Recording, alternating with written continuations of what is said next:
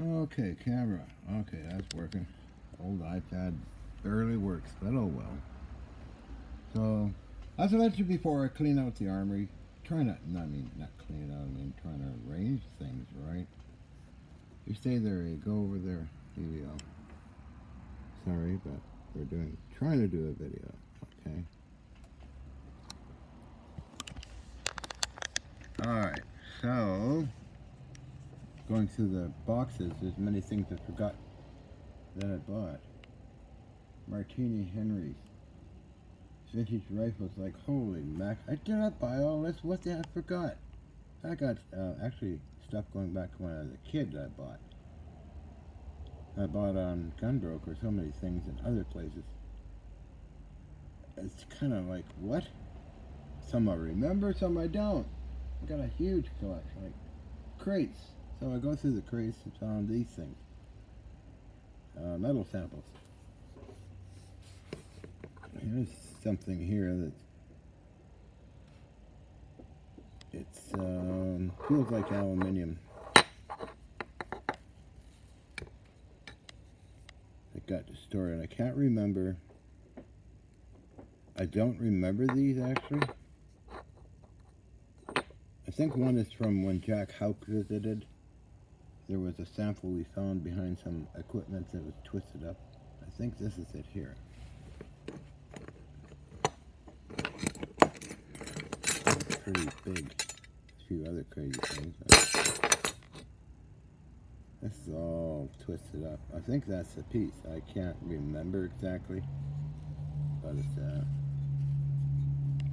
seems pretty big. There's something that's twisted though. I do have Jack Houck's trip reports with pictures of these things. I think it's the same one. But it's pretty long. It's what?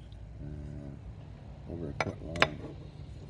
It's kind of really wacky looking piece, but I don't remember seeing it happen, however. It was Jack Houck and I think took pictures of stuff and found something twisted up. And what else we got here? Got this piece. A fork. I think I might have this on video. I got spoons on video, but this is a fork that went kind of berserk. And it started to go like that. I don't know if we can get a good shot of that, but anyway.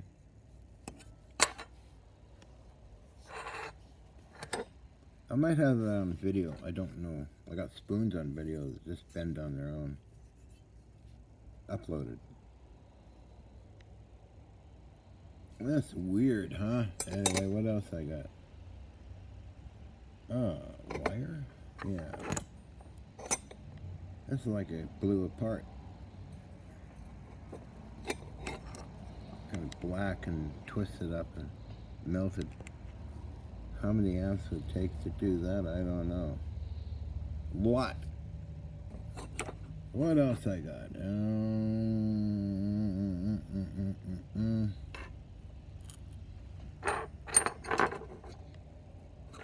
Another twisted up wrench. I vaguely recall this one. Kind of all twisted up.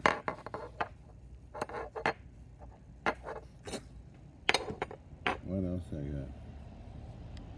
Oh, vice grip.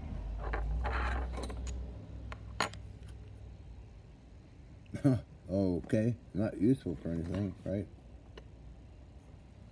Wow. It does have a jaw to it, which is where...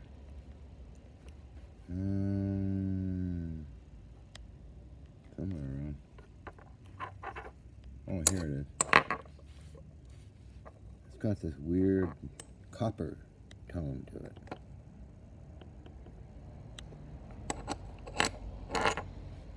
Useful pair of vice grips, EVO. Let's see what else I got. A chunk of brass metal that has some weird indentations in it.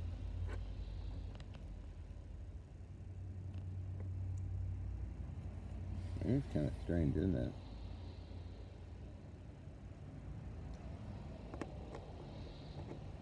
Huh.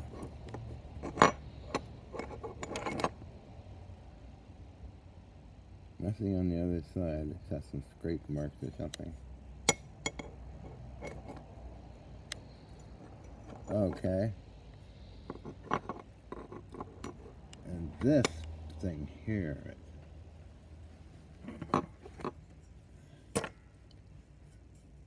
How does this happen in a radio receiver? I think I did a video on it as well. Still got the receiver with the part still in there. It's kind of like this, all kind of twisted out and broken apart. That's when it gets to my kind of like, what the hell am I doing here? Oh, you know, it's junk. I have no use for it. And I sold lots on eBay. Here's one that kind of looks funny. Two parts to it. Look at my hands. I was doing some work. So there's two pieces to this. Where to go? Over there. And this is something else I found in my junk pile. It's very heavy. And very hard. So it could be a chunk of a rare earth or something. This is kind of recent. I got it out of a spectrum analyzer that I took apart. Oh, this is some weird part that I have no idea. I just noticed it's very brittle and very heavy. This could be rhodium or iridium or something in that range area. I don't know. It feels like same weight as gold metal.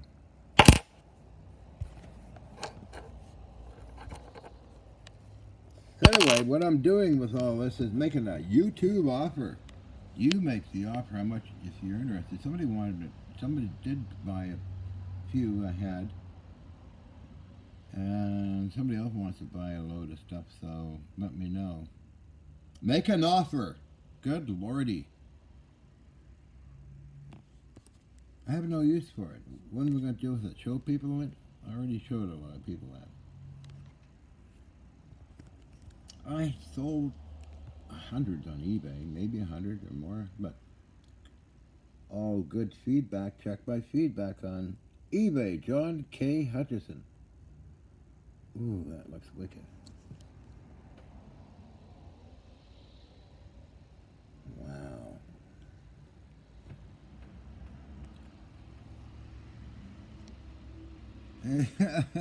What am I going to do with it, really? Before I got involved by other folks, I was throwing these things in the garbage, and Alex Pizarro would go through the garbage can looking for the things I threw out. I always love talking about that, but I don't see any use to me for these things, really. Hutchison effect. Oh, okay, so. And George Hathaway has a huge load of these. Check out George Hathaway's video on them. He shows them to Bob Greener and describes what he's seen and all the samples and that. So you can make me an offer. A YouTube offer. Wow. Hutchison effect metal samples. I prefer to sell a whole batch. I hate going to the post office all the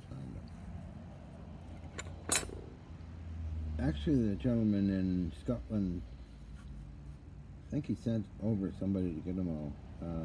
Some type of delivery service, because I did a trade for Oerlikon cannon parts in the UK and Scotland, which I actually owe him some money, so hopefully I can pay him someday. That's been a few years ago now. And then the other gentleman is in the Air Force. He bought a load and made YouTube video shorts. Over sober, I think that's it. He shows off the big, massive samples I sold out. Steel and twist. Really, this is small stuff to what I used to have. I mean, massive power, I guess. But I mean, these are big boxes full of samples I traded, and also over from the Air Force. He showed me his ride with his girlfriend in a Galaxy aircraft. I haven't heard from him in a while, but he loves those samples and puts up videos and photographs and all that. So I think he's saving it for his children. But he's in California here, and the other gentleman is in the UK. Mr. Hart, who loaned Bob Greener one of the samples, and who Bob Greener tested it and filmed it. It's on YouTube as well. A lot of my stuff is on Bob Greener's Martin Fleischmann Memorial Project. Bob got some samples too, and I wish I sent him some of the big ones. But anyway, he's got lots of information on him. So, I'll sell the whole works for an offer. You just make up a fair offer. Somebody already did, and I sold the rest of the samples I had here that I was selling on eBay, and then they're all gone. I gave my good doctor a sample as a gift, and the dentist a sample as a gift. That's all. I didn't want any money for it. I just, here, gifts for you. So anyway, 11 minutes into this.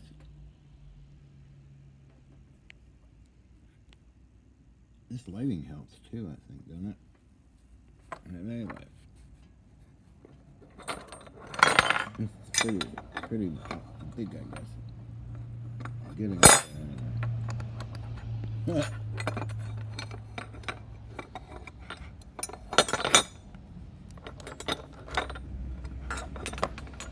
Yeah, I'll have to go and look at the Jack Houck from McDonnell Douglas trip report and see if this is it.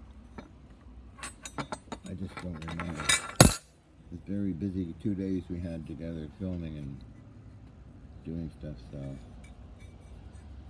it was on a part of the equipment actually that twisted up. Anyway, gotta look at that trip report and find out if this is the same thing or whatever it was.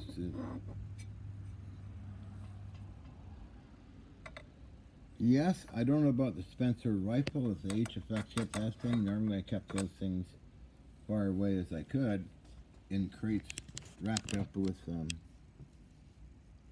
foil just to disperse any weird energy that runs into vintage firearms. You can't have your firearms going berserk, but the Spencer rifle, Civil War, it didn't seem to have that weird effect in it when I bought it, or I wouldn't have bought it.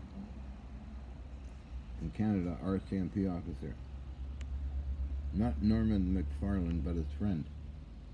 Norm McFarlane I bought a lot from as well, so. And who brought it over? Was it Norman?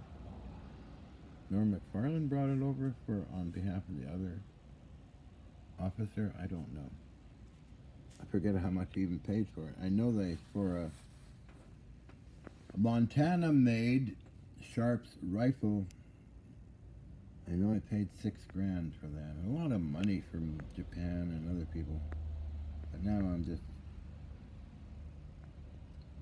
go along and try and make some money somehow, but oh well.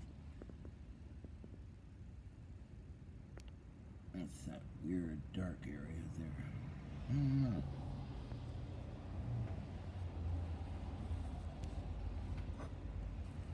Oh, it's a shiny spot. Oh, okay.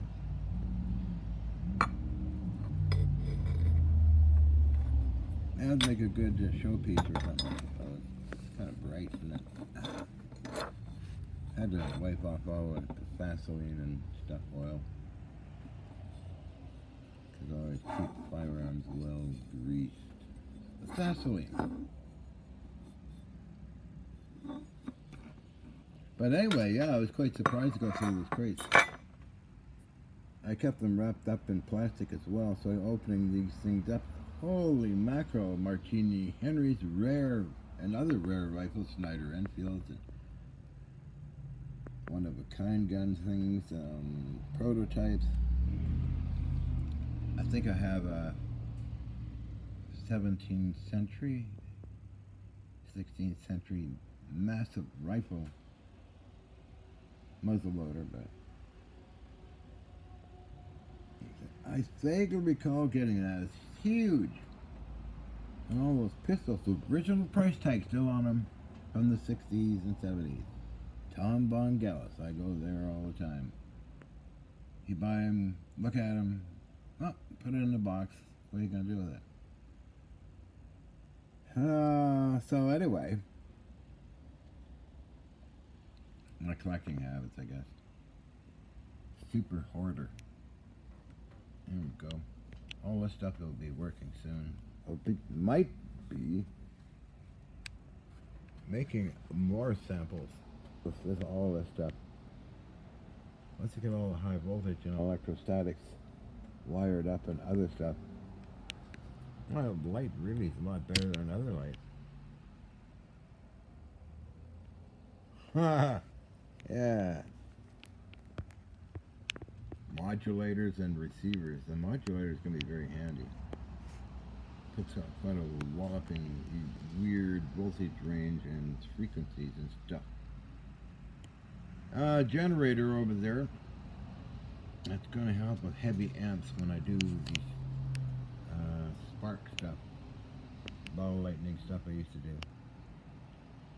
So rev it up, have it go, disconnect and blast, you know, because always those things have residual energy when you disconnect the power. I found out a long time ago. I think a scientist or somebody by the name of Alexander, the Alexander motor was working on something as a residual energy thing. But I'm still searching for a magnetic amplifier used by the Navy, and haven't found one yet. So a lot of good stuff that's gone from the 80s and 70s.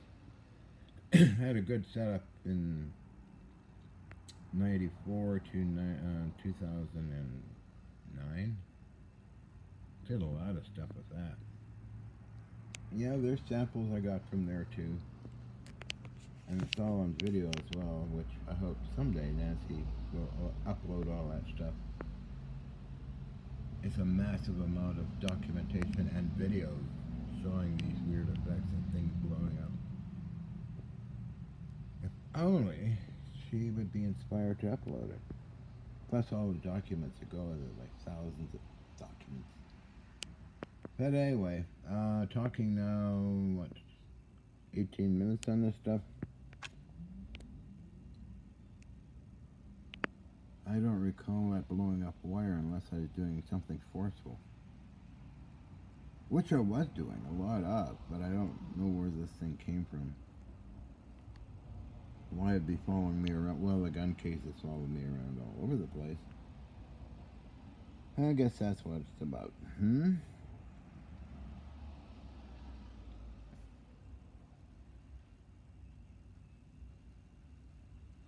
Yeah, okay, so I put all that stuff in that box over there. Move the light around a little bit here and see what it looks like. Move the light away. Okay. My hands are dirty. I was working with brass metal and other things, including the machine tools as well. What else I'm doing? Made my own rack handle. How to make a rack handle that matches. Okay, my trick, rack handle on receivers and chest gear. First get the holes lined up. Okay, take a rough guess on how much you got. Cut the rack handle, an old rack handle in half, match it up, and then cut off the parts of it that don't match up. Okay, so you then put the first one in, half a rack handle, and you just put a very nice heavy-duty sleeve over the two parts and adjust it. And if you want to use JB Weld and put it all over the metal inside, Then you got yourself a nice fitting rack handle without drilling holes in your gear that you're missing your rack handle. That's a rack handle there. That one is loose, broken off screw, so I have an extra rack handle, but I can dig out the screw with it and put it back together. Remind me to check on eBay for, let's see, it's a laborious project. But I found already a few things I'll be buying maybe the end of the month. I don't know yet. We'll see.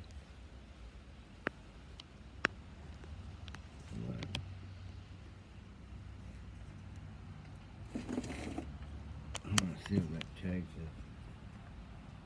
Collins radio receivers. Let's see.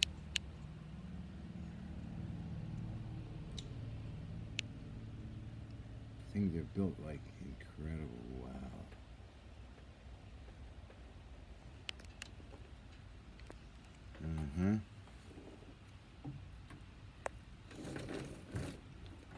Let's see what we got here. Frequencies, okay. R278B/GR.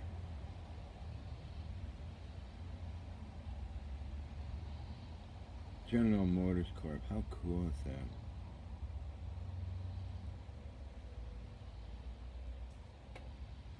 Yeah, okay, we've dwelled on that for a minute or two since I look on eBay and see if any more of these are laying around. What else I'm looking for? RB series receivers, Bureau of Ships, U.S. Navy Bureau of Ships. All these different keywords I use, and things keep coming up. So yeah, so.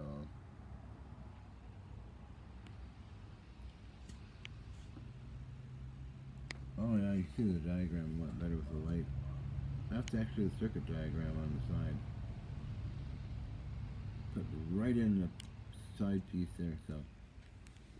Okay, so there's that Motorola R220/URR. Scored that guy as in mint condition, by the way. Scored him too. There's another receiver. But anyway, I'm going on in circles. So, people say, what is the Hutchison effect? Well, it's a mixture of low voltage impulses, HF impulses, magnetic field arrangement, tri-type, 3 coils, iron bar in the middle, uranium ore within a unique kind of device with a spiral spark gap and an ordinary spark gap combination with a magnetron, which I have. I don't see it way over there under the table. Dead center. It's hard to see it from here. Bottom shelf. Big heavy thing. Used magnetrons before. I sure did actually. Device 17x15. Magnetic amplifiers. Electrostatics. Modulators. All kinds of cool stuff. How do you do it? I just know how to do things, right? Never went to school, never went to kindergarten. No, ran away. So, that's, I just learned this stuff by reading books, really. Jellification of metals, the same kind of system I have. But it takes a long time to regroup, you know, even when moving. Because everything has to be tested and analyzed. And my secret is I use headphones and a receiver, ordinary old style receiver. It's like your mind is expanded out where you see everything. Like listening to a thunderstorm on a radio. you visualize and you hear a crackle and you visualize. I see it in your mind's eye, kind of. Well, that's how I do my stuff. Why so many receivers? Well, they all have a different personality, actually. Plus, I find them neat as well, for Pete's sake. And transmitters and signal generators, which you can amplify through an RF amplifier unit, matching. And much more to it. I mean, for me to go on about it is kind of boring. But I did replicate some of it about a little over a year ago. I don't think anybody even noticed it. Uploaded onto YouTube. I got it on film. Upload on YouTube, but you know, it just gets hardly any views. People don't know what it is really, but it's a nice, clear video. You see this long rod bouncing back and forth on a capacitor. It goes on forever. Then something descends from somewhere else and lands on it. That's captured as well. So anyway, I gotta go. And shut up. I'm almost a half hour talking about all this stuff here. So let me know if you're interested in this stuff. No, I'm not gonna put it on eBay. They always want this or that. eBay, you want tax information. Oh, no. Running silent, run deep, in a way, with any of that nonsensical stuff. So, anyway, make an offer. Turn the light off. Maybe that's better too, I don't know.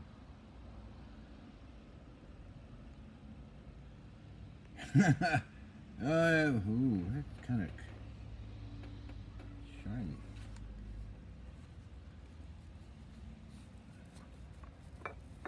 You could always fool somebody. Try and find this kind of stuff somewhere. And have two of them. You could have this one and get one that's normal looking. Tell your buddies, oh, I can twist this all up, blah, blah, blah. Just do a slay of hands with it. Oh, well, look what I did do. Kind of stuff, It's kind of funny. I'm a good salesman, aren't I? Trust me, I'm not going into being a Donald Trump. He's a super salesman. He's just a salesman, that's all. A yarn. I killed a hell of a yarn, love. Anyway, take a good look, take screenshots, and let me know, okay? Oh yeah, you could probably get this piece here, where it goes in. Rhodium or iridium or mixture of both.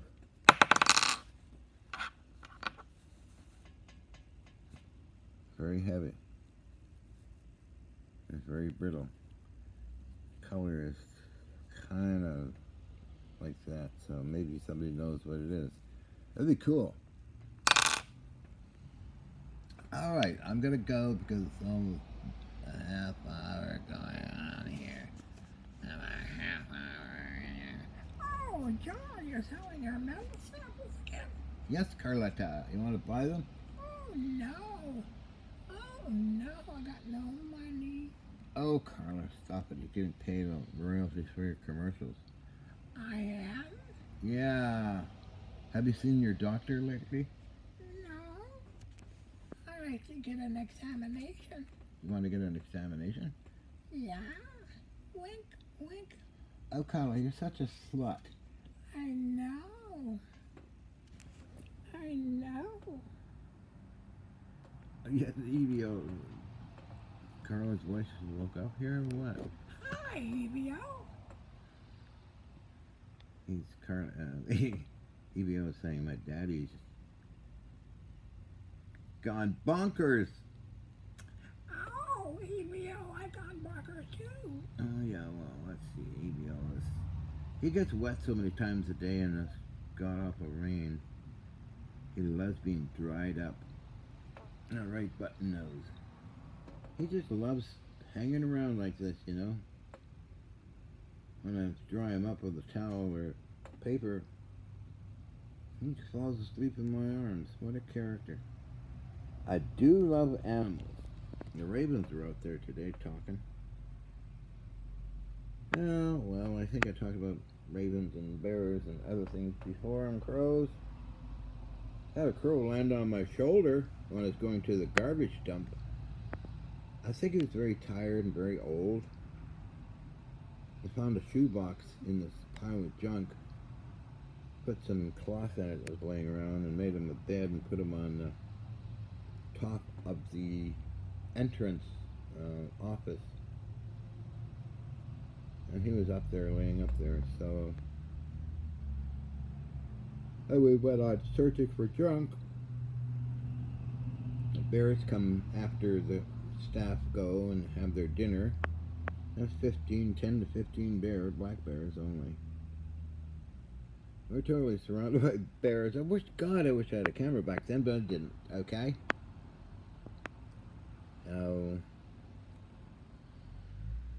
They did their thing and we did our thing. They were very happy eating stuff. Garbage, you know?